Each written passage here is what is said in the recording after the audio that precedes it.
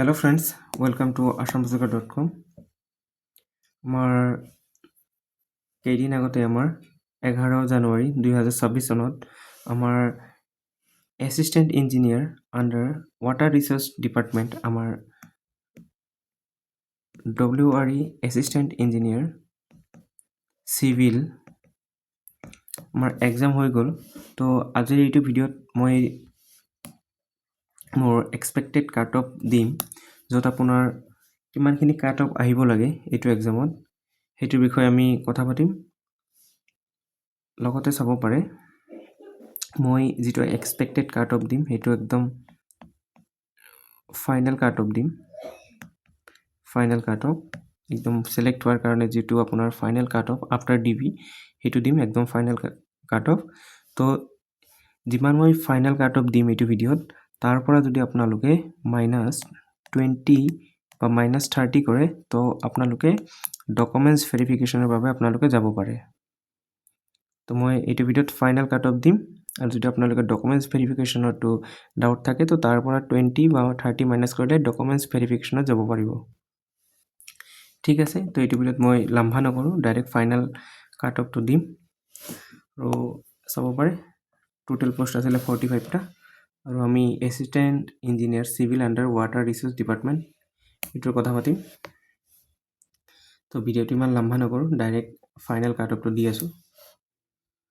এইটো male female, male female, male female, male female, male female. ঠিক আছে, তো আমি অ'পেন কেটেগৰীত চাম কিমান কাট অফ যাব লাগে। তো যিহেতু এইটোত পোষ্ট কম আৰু মোৰ আগৰ প্ৰিভিয়াছ এক্সামৰ মোৰ যিখিনি ডেটা আছে সেইটোৰ হিচাপত মই ক'ব পাৰোঁ ইয়াতে 148 মান যাব পাৰে। আৰু মই যিমান কাট অফ ইয়াতে ফাইনেল লিখিম তাৰ পৰা আপোনালোকে +-5 কৰি ল'ব পাৰে বা হ'ব পাৰে। তো মেলৰ বাবে 148 যাব, আৰু আমাৰ ফিমেলৰ বাবে 138 এনেকুৱা হ'ব পাৰে। আৰু OBC MOBCৰ বাবে যিহেতু ইয়াতে পোষ্ট বেছি আছে 132, আৰু লগতে আমাৰ ফিমেলৰ বাবে 128 এনেকুৱা যাব।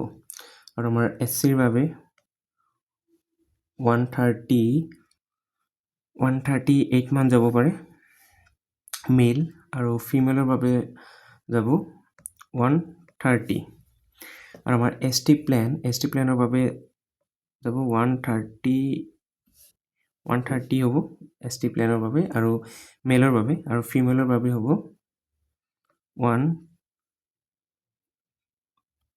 ইয়াতে ফিমেলৰ কাৰণে হেৰি নাই, কি কয় ৰিজাৰ্ভেশ্যন নাই,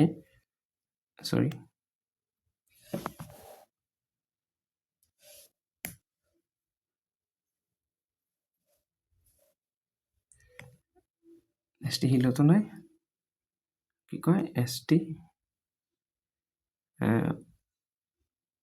প্লেনৰতো নাই। ঠিক আছে, মই ফ্লট কৰি দিছিলোঁ। ঠিক আছে, অ'কে। আৰু ST হিলৰ বাবে আমাৰ কিমান যাব পাৰে,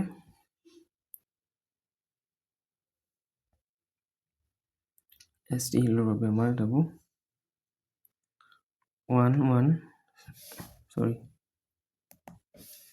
ST হিলৰ বাবে যাব 120।